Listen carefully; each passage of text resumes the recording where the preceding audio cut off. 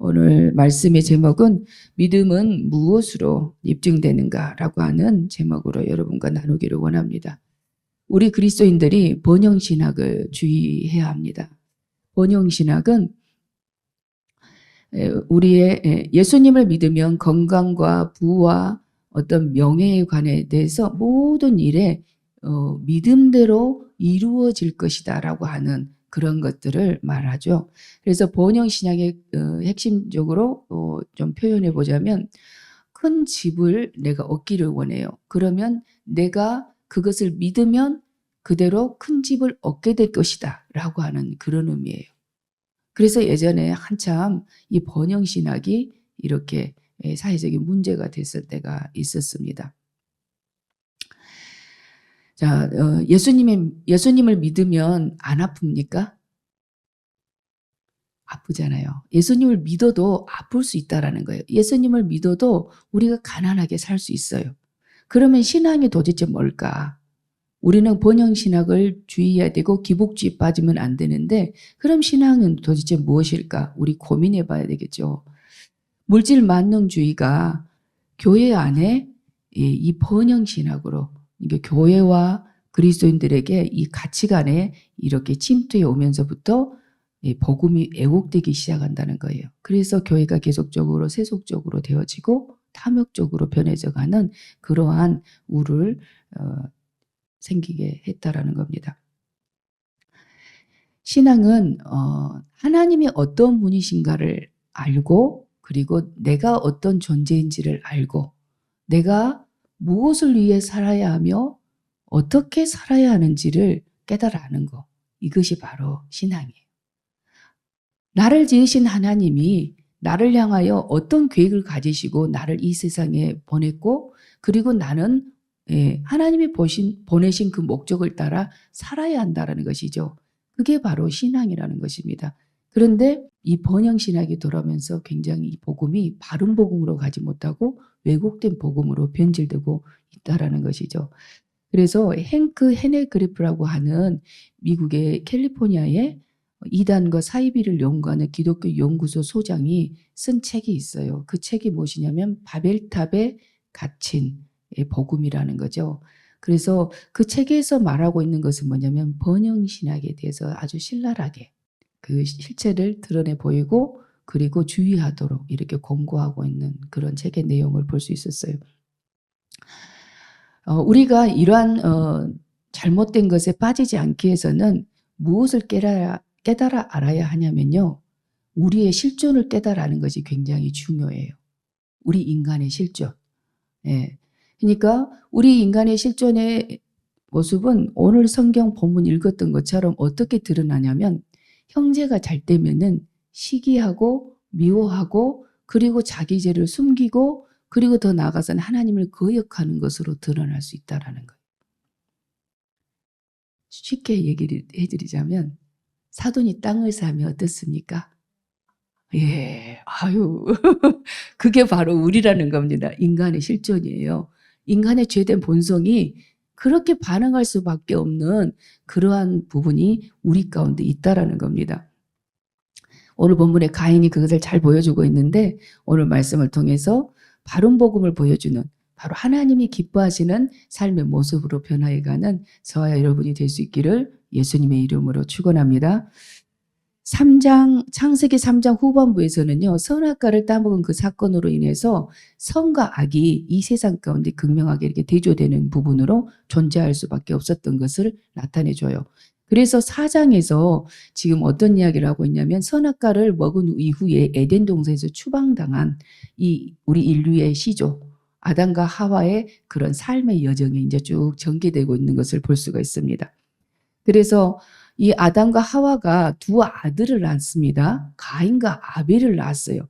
그런데 가인의 이름은 뜻은 무엇이냐면 획득했다, 얻었다 이런 의미를 담고 있어요.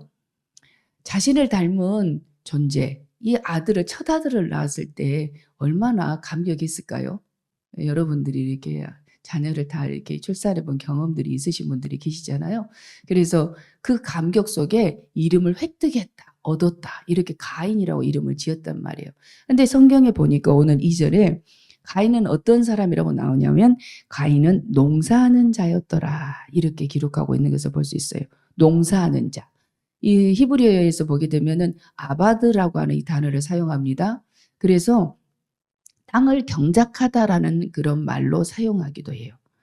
대부분의 경우는 이 단어를 섬기다 그런 의미로도 쓰거든요.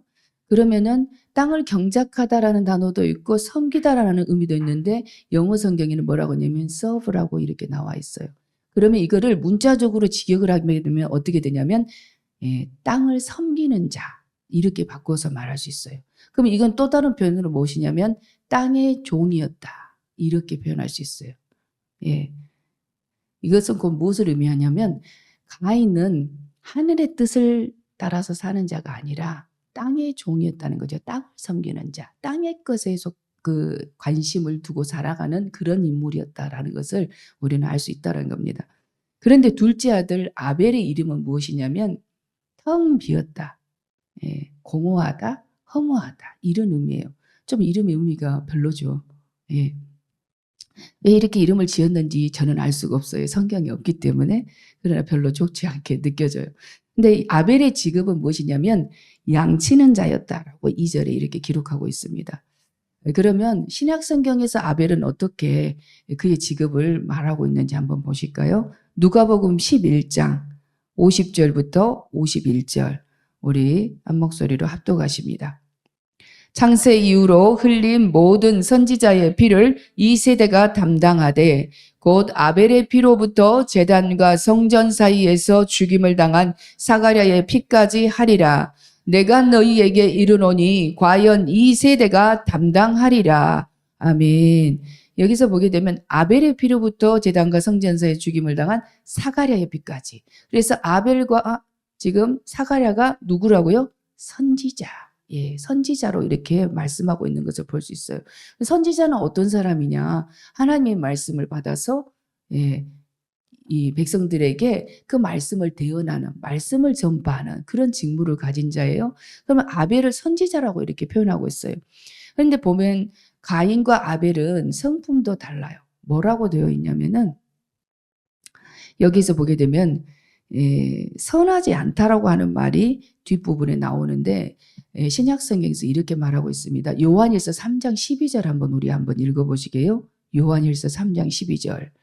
가인같이 하지 말라. 그는 악한 자에게 속하여 그 아우를 죽였으니 어떤 이유로 죽였느냐. 자기의 행위는 악하고 그의 아우의 행위는 의로움이니라. 아멘.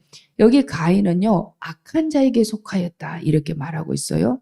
아우는 의롭다. 그래서 아벨은 의로웠다라고 이렇게 말하고 있어요. 의롭다라는 것이 우리가 생각하는 그가 아니죠. 믿음으로 살았다. 지금 그런 표현이에요. 자, 가인과 아벨의 삶은 이렇게 선악을 극명하게 보여주는 대조적인 그런 삶으로 지금 보여주고 있습니다. 가인은 하나님의 말씀을 사모하는 자가 아니었어요. 반면에 아벨은 어떻게 했어요? 네, 하나님을 믿는 그런 의인이었다는 것을 말하고 있어요. 우리 인간의 첫째 되는 계명이 무엇인지 아시죠? 예, 장로교단에서 말하는 웨스트민스터 소요리 문답에 제일 첫 번째 계명이 딱 나오잖아요. 예, 하나님을 즐거워하고 하나님을 영화롭게 하는 거. 무엇으로 우리가 하나님을 영화롭게 할 수 있어요? 예배. 예, 예배를 통해서. 이사야서 43장 7절, 우리 21절, 우리 한번 그렇게 한 목소리로 합독해 보십니다. 내 이름으로 불려지는 모든 자, 곧 내가 내 영광을 위하여 창조한 자를 오게 하라. 그를 내가 지었고 그를 내가 만들었느니라. 이 백성은 내가 나를 위하여 지었나니 나를 찬송하게 하려 함이니라. 아멘. 내 영광을 위하여 창조했다. 하나님께서는 당신의 영광을 위해, 당신께 영광을 돌리도록 하기 위해 우리를 지었다라고 이렇게 말씀해요. 찬송을 부르도록 하기 위해서. 이 찬송은 하나님을 영화롭게 하기 위해서 우리가 찬송을 하잖아요. 그의 성호를 찬양합니다.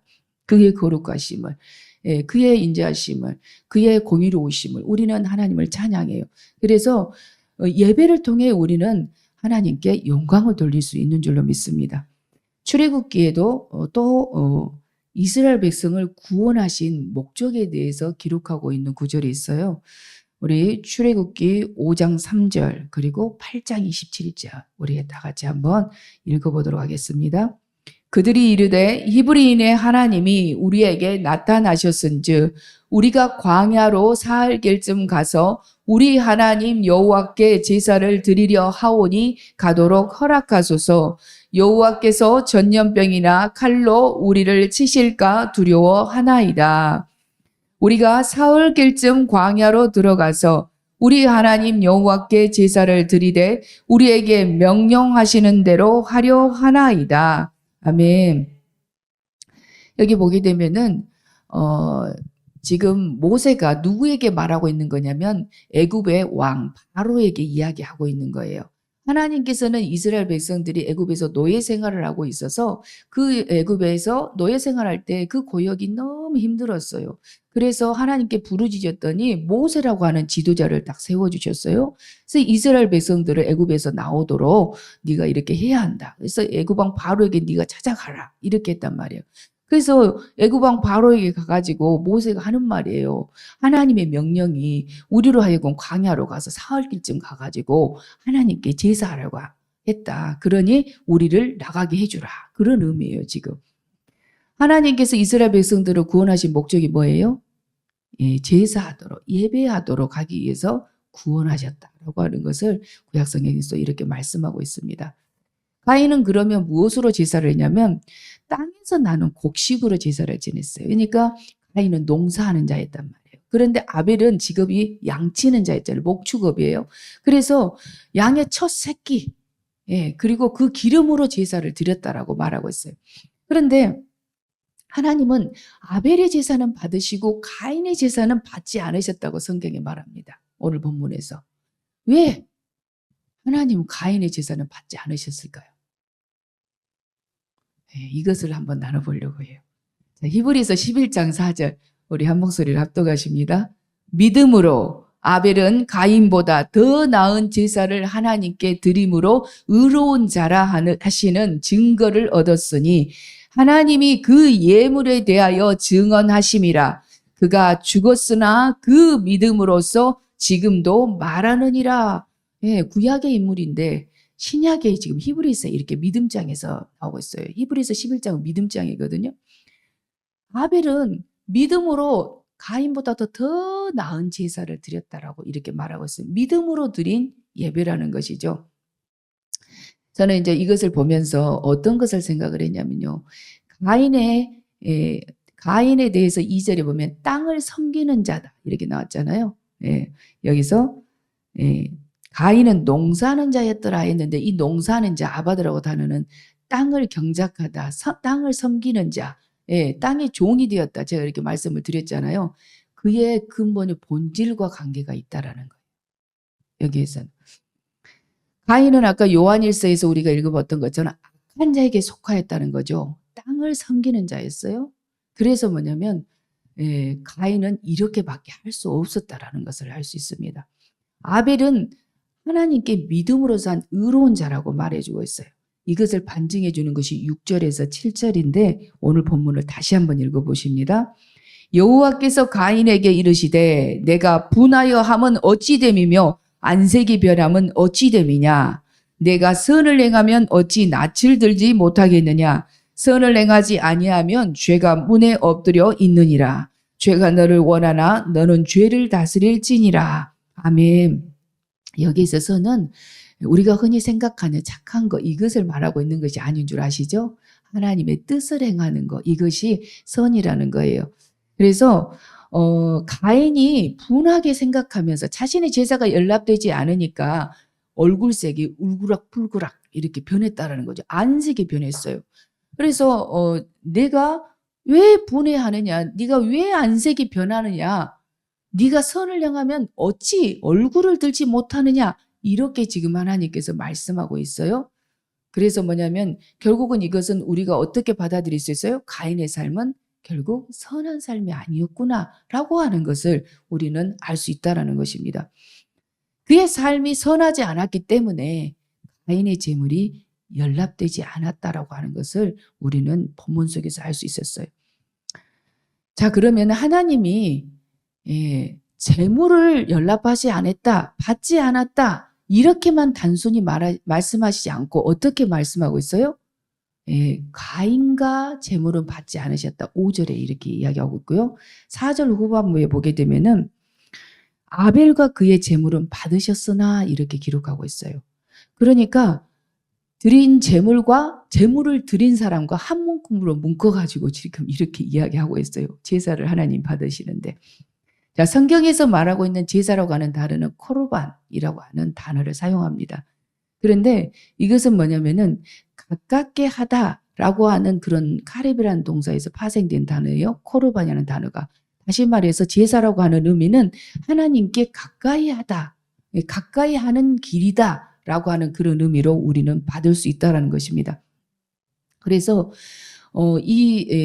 제사와 제사를 드리는 사람과 재물과 한 문구로 지금 여기에서 말씀해 주고 있어요. 그래서 성경을 또 한번 찾아봅니다. 시편 15편에 보게 되면은 다윗이 쓴 시인데 이렇게 1절이 시작해요. 누가 하나님의 성소에 들어갈 수가 있는가라고 하면서 이렇게 2절부터 그에 대한 답변으로 이렇게 시편이 기록되어 있는 것을 볼 수 있어요. 2절부터 5절까지. 우리 한 목소리로 좀 길지만 읽어보도록 하겠습니다. 정직하게 행하며 공의를 실천하며 그의 마음에 진실을 말하며 그의 혀로 남을 허물하지 아니하고 그의 이웃에게 악을 행하지 아니하며 그의 이웃을 비방하지 아니하며 그의 눈은 망령된 자를 멸시하며 여호와를 두려워하는 자들을 존대하며 그의 마음에 서운한 것은 해로울지라도 변하지 아니하며 이자를 받으려고 돈을 구워주지 아니하며 뇌물을 받고 무죄한 자를 해하지 아니하는 자이니 이런 일을 행하는 자는 영원히 흔들리지 아니하리이다. 아멘. 그래서 이런 관점에서요, 하나님이 가인의 재물을 받지 않으신 것을 우리가 들여다보면은 결국은 어떻게 했다고? 가인의 삶이 선한 삶이 아니었다라고 하는 것을 우리는 알 수가 있습니다. 제사는 삶의 표현이고 삶은 하나님께 드리는 제사인 줄로 믿습니다. 사실 삶이라고 하는 것이 하루아침에 형성되는 게 아니잖아요. 매일같이 만나는 사람들과의 인간관계 속에서 또 우리가 작은 일, 어떤 큰 일들을 경험하면서 우리의 삶이 형성된다는 것이죠. 자, 두 번째, 재물의 차이에 대해서 이야기를 하려고 합니다. 재물의 차이. 가인은 농사를 지어서 곡식으로 제사를 드렸다고 했어요. 근데 성경에 보게 되면은 여러 제사 중에 이 소재는 곡식으로 드리는 제사, 곡식 가루로 드리잖아요. 이 소재는 단독으로 제사하지 않았어요. 꼭 보게 되면은 번제를 드리면은 거기에 소재를 곁들여서 전제도 마찬가지로 곁들여서 이렇게 하나님 앞에 제사한 것을 볼 수 있습니다. 단독으로 소재로 예배하지는 않았다는 것을 성경 속에서 볼 수 있어요. 근데 가인은 곡식을 드렸고 아벨은 양의 첫 새끼와 기름을 드렸어요. 여기에서 우리는 양의 첫 새끼 그 기름으로 드렸다 이렇게 말하니까 하나를 드린 걸로 생각하시는데 원문에는 복수형으로 나와 있어요. 그래서 양의 첫 새끼를 드린데 한 마리만 드린 게 아니라는 거예요. 여러 마리를 정성을 다해서 구별해서 드렸다라는 겁니다.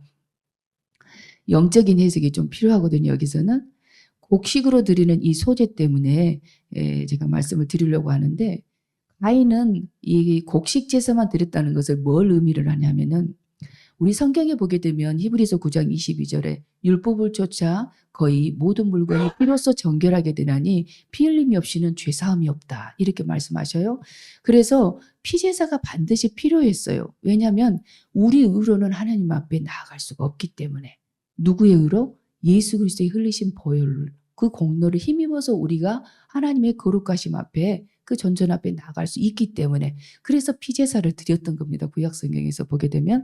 그런데 가인은 피제사가 없이 소제만 드렸다는 거예요. 이건 뭘 말하냐면 자신의 의로 하나님께 나아간 거예요. 자신이 죄인됨을 기억하고 하나님께서 구원해 주신 그 구원의 은총에 대하여 감격함으로 드리는 예배가 아니었다라는 것을 보여주는 것이에요. 그런데 아벨은 다르다는 거죠. 한 마리로만 드려도 되는 것을 여러 마리를 해서 이 기름은 생명과 힘을 상징하는 건데 그 기름까지 해서 하나님 앞에 온전하게 드리는 이 모습이 아벨의 그래서 히브리서 11장에 믿음으로 아벨은 가인보다 더 나은 제사를 드렸다라고 이렇게 칭찬을 받는 것입니다. 최상의 예배를 드린 거죠. 자, 이 첫 새끼라고 하는 표현에서 그 의미를 조금 보려고 해요. 장자의 의미가 있어요. 장자의 의미. 이것은 하나님의 것이라는 의미가 있는데 우리 한번 보시기에 그것은 곧 예수 그리스도를 상징합니다. 요한복음 우리 1장 29절 우리 한 목소리로 합독하십니다. 요한복음 1장 29절 이튿날 요한이 예수께서 자기에게 나오심을 보고 이르되 보라 세상 죄를 지고 가는 하나님의 어린 양이로다. 아멘. 침례 요한이 회개하라 천국이 가까이 왔느니라 이렇게 회개를 선포하면서 이 복음을 선포하는데 그때에 예수님께서 이제 공생애의 삶을 사시기 위해서 침례를 받으러 요단강물에 지금 침례 요한에게 나오죠. 그러니까 그걸 보면서 침례 요한이 했던 말이 세상 죄를 지고 가는 하나님의 어린 양이다라고 예수님을 향하여 이렇게 이야기를 했다는 거죠. 예수님은 어린 양이에요. 지금 여기 아벨이 드린 첫 새끼가 바로 예수님의 상징하는 그런 것이죠. 자, 우리가 모세의 율법에 보게 되면은 동물이든지 식물이든지 사람이든지 전부 장자, 첫 수컷을 하나님 앞에 이렇게 드려야 되는 율법이 있어요. 규정이. 자, 신명기 15장 19절 그리고 민수기 8장 17절 우리 한번 읽어보도록 하겠습니다. 합독하십니다. 내 소와 양의 처음 난 수컷은 구별하여 내 하나님 여호와께 드릴 것이니 내 소의 첫 새끼는 부리지 말고 내 양의 첫 새끼의 털은 깎지 말고 민수기서 이스라엘 자손 중에 처음 난 것은 사람이든지 짐승이든지 다 내게 속하였음은 내가 애굽 땅에서 모든 처음 태어난 자를 치던 날에 그들을 내게 구별하였음이라. 아멘. 내 소와 양의 처음 난 수컷은 구별하여 내 하나님 여호와께 드릴 것이니 그랬어요. 민수기서 8장에서도 이스라엘 자손 중에 처음 태어난 것은 사람이든지 짐승이든지 다 내게 속했다. 이렇게 이야기를 하고 있습니다. 그래서 이건 하나님의 것이라는 거예요. 이것을 표현했던 것은 무엇이냐면은 이스라엘 백성들이 애굽에서 나올 때에 10가지 재앙 중에 특별히 10번째 재앙, 장자를 치는 장자의 죽음의 재앙이 있었단 말이에요. 그런데 이제 애굽 전형에 이 가축에서부터 사람에 이르기까지 초태생은 전부 죽이는 여호와의 사자가 죽이는 이 장자의 죽음의 재앙이 있었어요. 그런데 고센 땅에 있었던 이스라엘 백성들은 어떠냐면 문설주와 문인방에 어린 양의 피를 발랐을 때 그 재앙이 넘어갔어요. 장자의 죽음을 면했잖아요.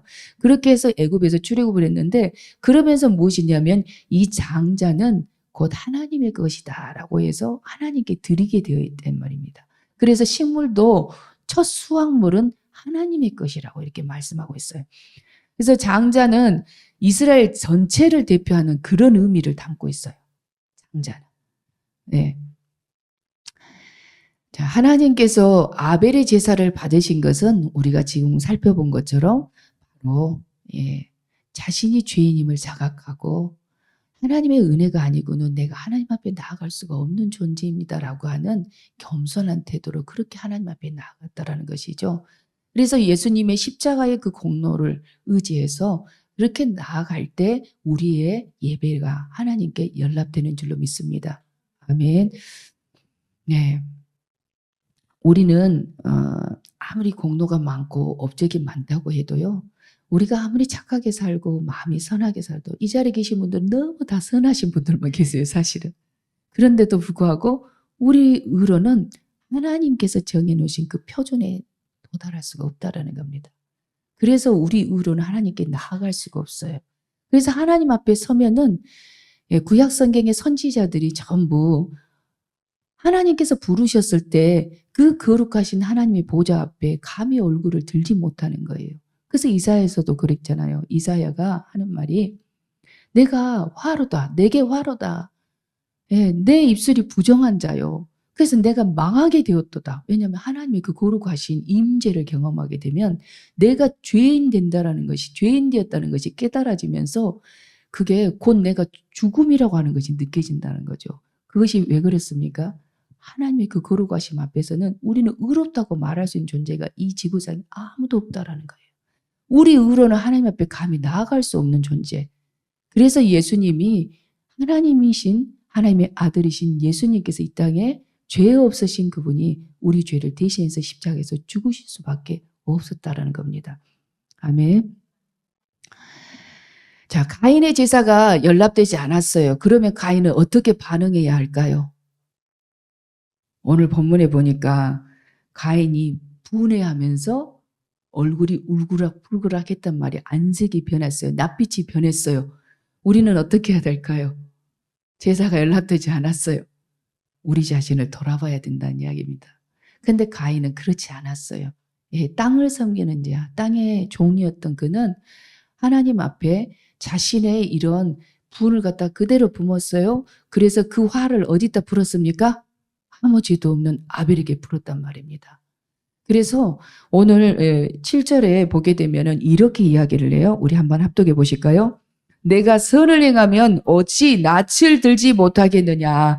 선을 행하지 아니하면 죄가 문에 엎드려 있느니라.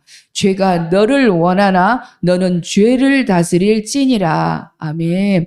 죄가 문에 엎드려 있다라는 거예요. 우리에게는 때로는 우리의 감정이 우리도 다른 사람처럼 그렇게 잘하고 싶어. 근데 마음과 뜻대로 안 됐어. 그러면 어쩌냐면은 우리 속에서 경쟁 심리, 시기심도 일어날 수 있어요. 그런데 거기까지라는 거죠. 뭐 해야 돼요? 그걸 다스려야 된다는 겁니다. 예. 보니까 죄가 너를 원하나 너는 죄를 다스릴지니라. 그러나 이 가인은 그것을 다스릴 수 있는 능력이 없었어요. 왜 그랬을까요? 하나님 말씀을 듣지 않았다는 겁니다. 우리는 그걸 다스릴 능력이 없어요. 누구를 의지해야 돼요?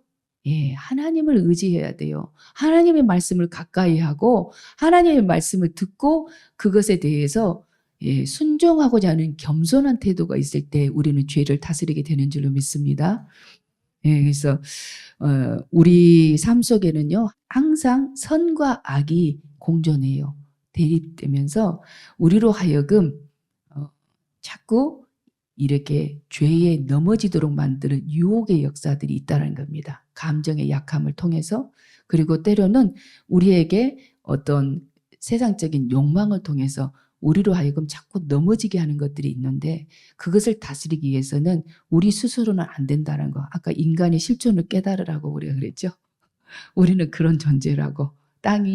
사돈이 땅을 사면 배 아픈 존재라고. 그래서 그걸 인정해야 돼요. 그래서 우리 스스로 의롭지 않기 때문에 매일 하나님의 말씀을 가까이 하고 기도해야만이 우리는 죄를 다스릴 수 있다라고 하는 것입니다. 그것이 바로 우리의 신앙인 줄로 믿습니다.